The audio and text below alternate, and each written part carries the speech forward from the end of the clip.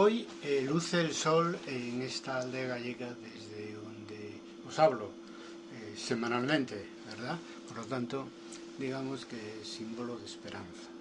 A ver si es cierto y este año van mejor las cosas que el año pasado para todos los humanos. Bien, hoy vamos a hablar, episodio 29, de la interdisciplinariedad. Sin interdisciplinariedad no estaríamos aquí desde hace varios episodios hablando del nuevo paradigma historiográfico, ¿verdad?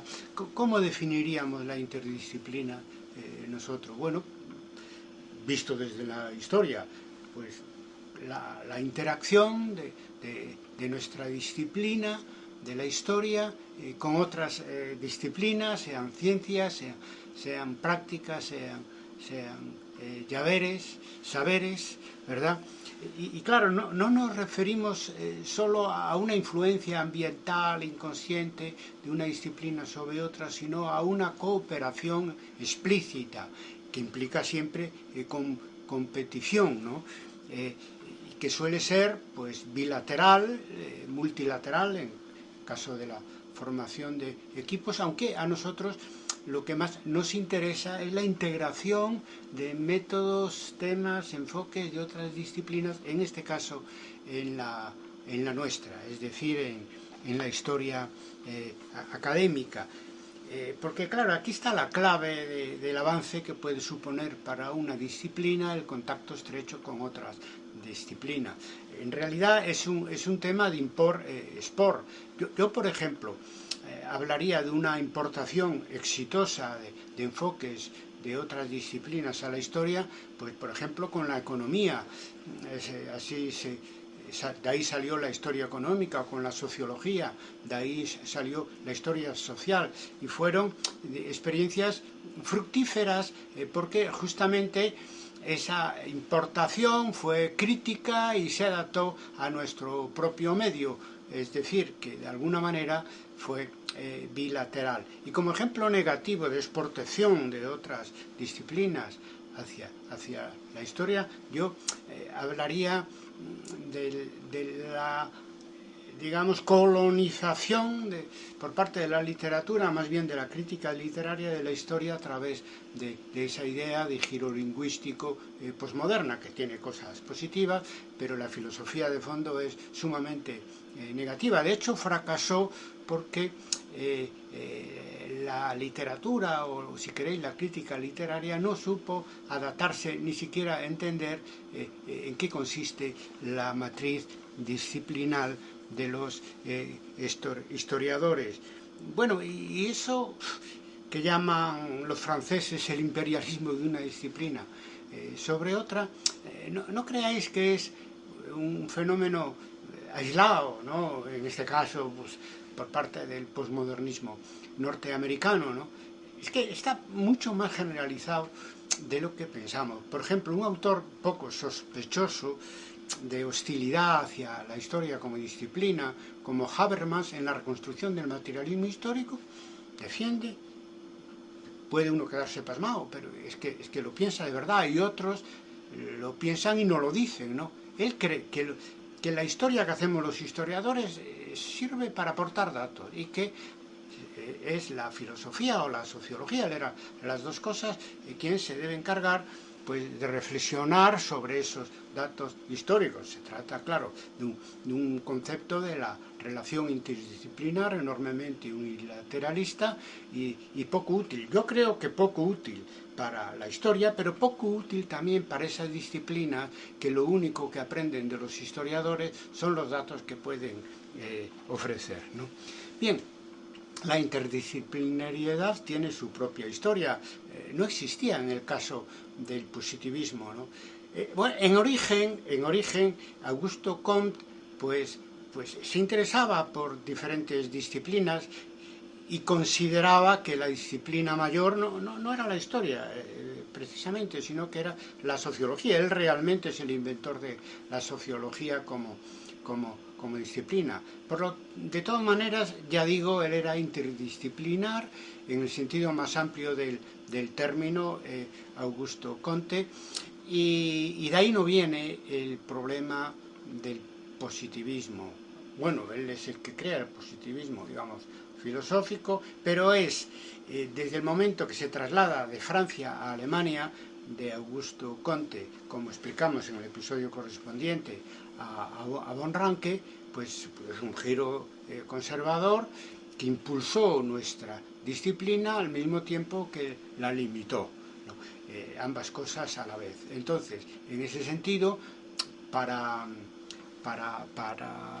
Ranke, la historia es una unidisciplina, ni se planteaba la coordinación con otras disciplinas. Estaba pensando más bien en una disciplina corporativa y de hecho practicaba el cierto aislamiento a pesar de sus relaciones, por ejemplo, con juristas y otros de otra disciplina que coincidían con él en su filosofía y incluso sus posiciones políticas. No, predicaba eso, lo que podemos llamar la profesión de historiador como monopolio, ¿no? Es decir, nadie se puede meter en el estudio del pasado, por lo menos con rigor, si no lo hace el historiador. Y eso es, digamos, un lastre que todavía hoy en día soportamos, porque nos aísla del resto de la sociedad. La unidisciplina nos aísla del resto de las disciplinas, pero también de una manera indirecta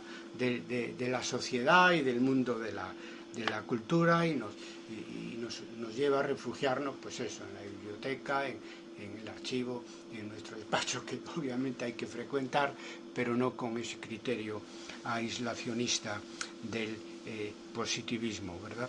Pues, la interdisciplinariedad irrumpe en el campo historiográfico gracias a los nuevos historiadores, como tantas cosas en el siglo pasado. Me refiero a los historiadores de anales, marxistas, sobre todo el marxismo inglés, neopositivistas, etcétera. Y yo diría incluso que la interdisciplinariedad, la importación de temas y métodos de otra disciplina, explica la capacidad de renovación que han tenido las nuevas historias en el siglo XX, lo que se llamó la revolución historiográfica del siglo XX, tan importante como eso fue, ¿verdad? Entonces, en ese sentido, los historiadores del siglo pasado pues establecieron relaciones de colaboración con las ciencias sociales clásicas, con la sociología, con la economía, con la antropología, incluso con la psicología, en el caso de los historiadores de las mentalidades. Y siempre fue una relación bilateral que generó incluso subdisciplinas mixtas, por ejemplo la sociología histórica, la antropología histórica, la demografía histórica, donde pues compartían el mismo espacio académico, pues historiadores, pero con colegas de otras disciplinas. Fue muy buena época para la interdisciplinaridad. Fue uno de los grandes descubrimientos de nuestra disciplina en el siglo XX, pero tuvo su efecto secundario, y es que al relacionarnos con varias disciplinas, solo cité las fundamentales, eso creaba nuevas especialidades historiográficas que se añadían a las anteriores, a las que la propia nueva historia creó al investigar nuevos territorios, nuevos temas, con nuevos enfoques, etc. Entonces se produjo un fenómeno de fragmentación que es conocido. De hecho, en la redacción del Manifiesto Historiográfico de Historia y Debate, hace ya 20 años, pues en el punto 4 ya planteábamos esto, de que la interdisciplina tiene que enfocarse como complementaria de la intradisciplina. La intradisciplinaridad pues se refiere a lo mismo, cooperación entre disciplinas diversas, pero dentro de la disciplina de la historia. Es decir, la historia se ha dividido en múltiples especialidades de tipo temático, de tipo temporal, etcétera, que no tiene sentido plantear la colaboración con disciplinas ajenas cuando dentro del campo de la propia historia pues no colaboramos los historiadores de diferentes épocas o temas, ¿no? Entonces ya en ese momento veíamos el problema que podía tener la interdisciplinariedad si no se combina con una historia global, efectiva, que mantenga la integridad de nuestra disciplina, sin la cual difícilmente podemos competir y colaborar con otras disciplinas, ¿no?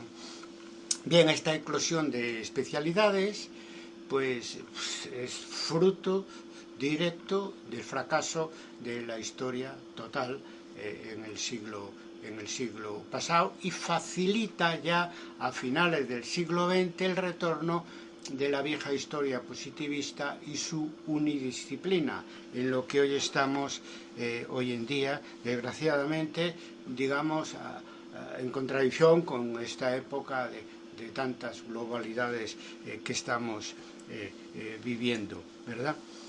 En el siglo XXI, pues tenemos ya un nuevo tipo de interdisciplinariedad que muchos colegas practican de una manera no consciente, sin deducir conclusiones historiográficas o metodológicas, ¿no? Como pasa tantas veces. Claro, de manera que el nuevo paradigma historiográfico que nosotros practicamos es paralelo a otros nuevos paradigmas historiográficos de otras disciplinas, saberes, ciencias, prácticas, etcétera. O sea que los nuevos paradigmas hoy son compartidos, son digamos, transversales, ¿verdad?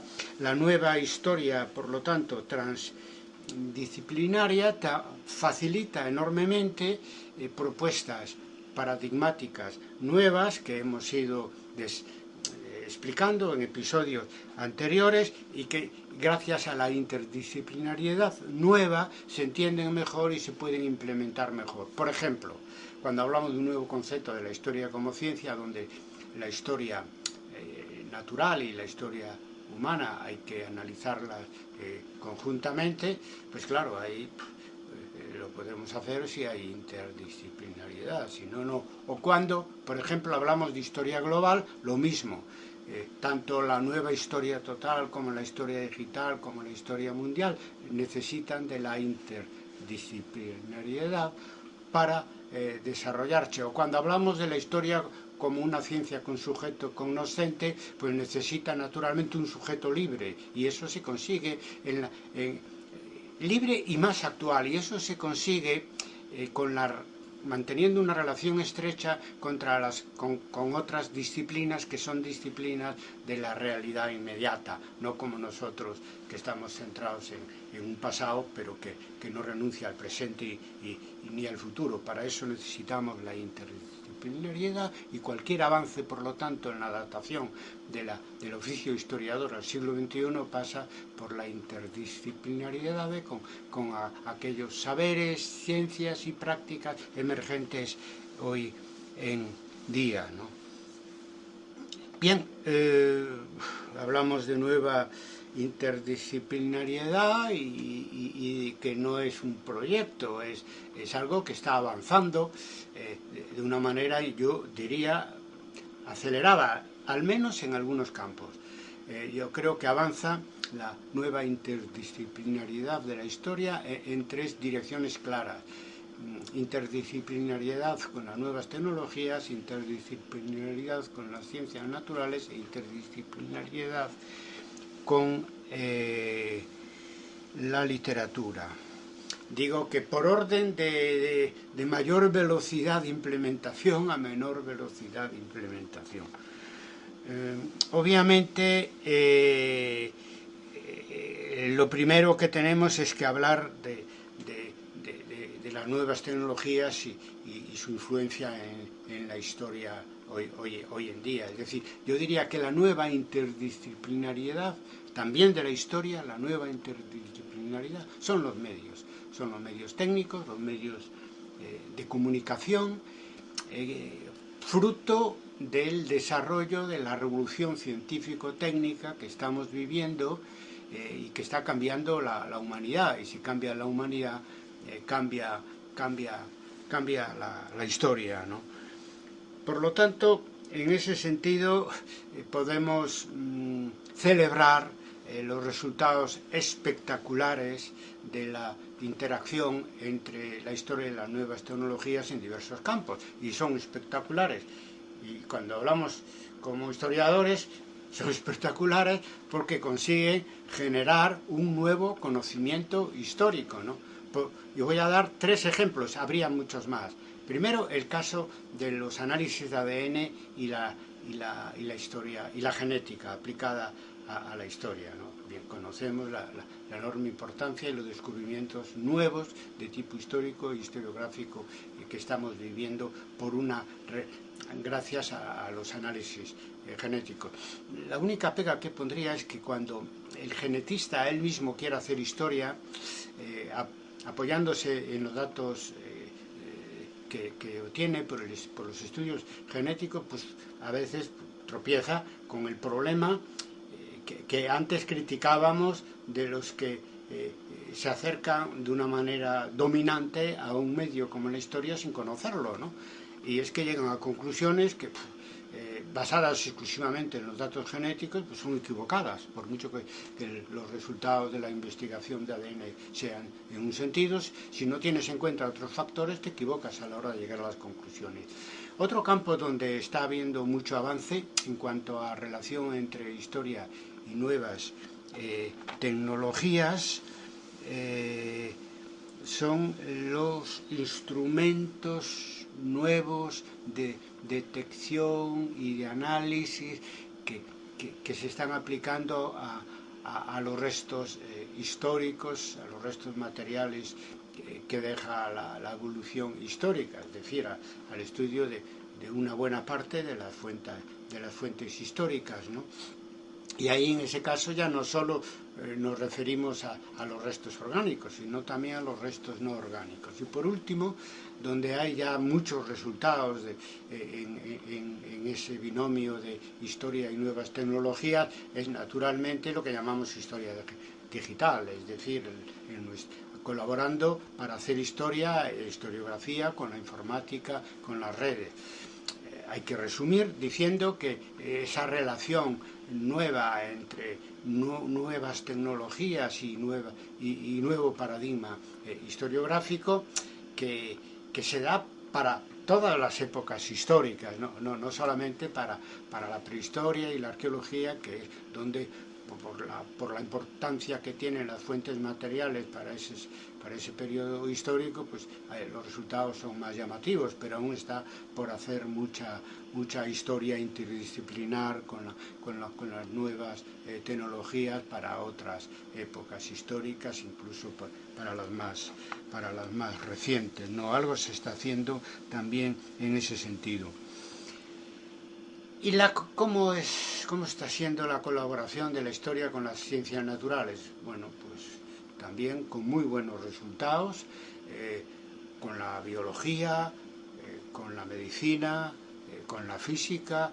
Con la biología ya hemos hablado, la colaboración con la ecología y con la genética, pero también habría que hablar de la microbiología, de la biología nuclear. Con la medicina obviamente nos puede ayudar mucho para la historia de las enfermedades, pero sobre todo nuestro interés está en la colaboración con la medicina forense, porque claro, nuestros objetos de estudio vivos están muertos, quiero decir, nosotros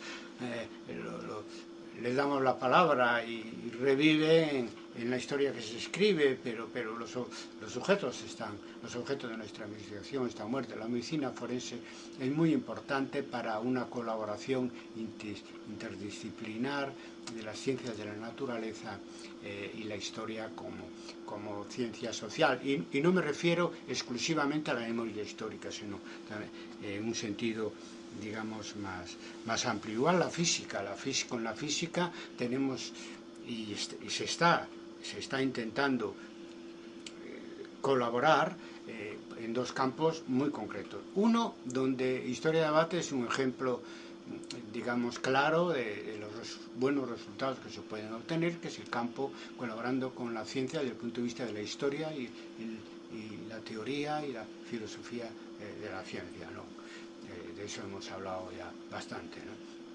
Y otro, a la hora de aprovechar todos los descubrimientos, en general teóricos, de la física y concretamente de la física del cosmos, ¿no? Porque decíamos que para hacer una buena historia global en el sentido de historia mundial es necesario implicar la propia historia del universo, ¿no? Para poder hacer una historia de la humanidad antes, durante y no sabemos si después del paso del hombre y de las mujeres por el planeta Tierra. Por lo tanto, hay mucho que hacer en la interdisciplinaridad con la física. Y por último, y termino, hablábamos de que otra vía de colaboración que no estaba para nada en el siglo pasado y menos en el siglo XIX, es la colaboración entre la historia y la ficción, ¿no? Claro, eso es, digamos, en fin, un límite que no se debería rebasar visto desde el ángulo del historiador positivista, ¿no? Pero esa lucha frontal de historia contra ficción, eso es una batalla del siglo XIX, ni siquiera del siglo XX, ¿no? Hoy ya nos encontramos muchos autores literarios que tienen un enorme interés por la historia y tienen un enorme interés por hacer una literatura realista, y con ello sí que podemos establecer lazos de colaboración, ¿no? Por ejemplo, cualquier novelista hoy en día que se precie hace novela histórica y utiliza los datos de los historiadores y a veces algo más que los datos de los historiadores. Pero a donde no le llegan los datos, pues le llega su imaginación y sin escrúpulos ninguno, porque la literatura es un saber basado en la ficción, pues se inventan lo que no saben, ¿no?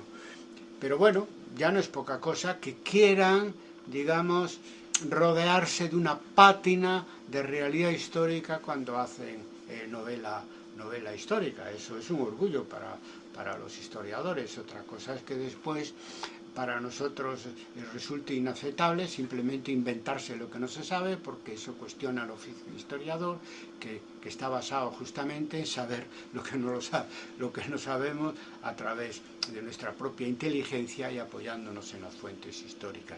Pero bien, está muy claro cómo la literatura se aprovecha de la historia y cómo los historiadores nos aprovechamos de la literatura. Eso es un camino todavía inexplorado. En el segundo Congreso Internacional de Historia y Debate, en el año 1999, yo planteé la posibilidad de una nueva historia narrativa que, sin abandonar el rigor, pues aprenda de los autores de ficción, pues a cómo tratar los personajes, las tramas y otros recursos literarios. Eso todavía es algo por hacer y yo creo que enormemente sugerente dentro de este campo más abierto de interdisciplinariedad que tenemos ante nuestros ojos en el actual siglo. Bien, sobre esto de la nueva historia narrativa habrá, espero, más adelante un episodio concreto. Por hoy lo dejamos aquí. Si queréis más detalles sobre la nueva interdisciplinaridad de la historia, que no es una propuesta, es algo ya que lo estamos viviendo y practicando, lo que pasa es que al hacerlo conscientemente, naturalmente vamos a sacar mucho más fruto de esas posibilidades de colaboración con las ciencias sociales clásicas y también con otras disciplinas emergentes actuales que no tenían esa fuerza o simplemente no existían en el siglo XX. Bueno, mi propuesta de lectura es más bien de visualización, es la conferencia La nueva interdisciplinariedad de la historia, que dicté en la Escuela Nacional de Antropología Histórica de la Ciudad de México hace 5 años. La tenéis en vídeo y en audio en nuestras redes. Bien, Clio mediante, el próximo episodio será sobre las mentalidades. Nada más y ser felices.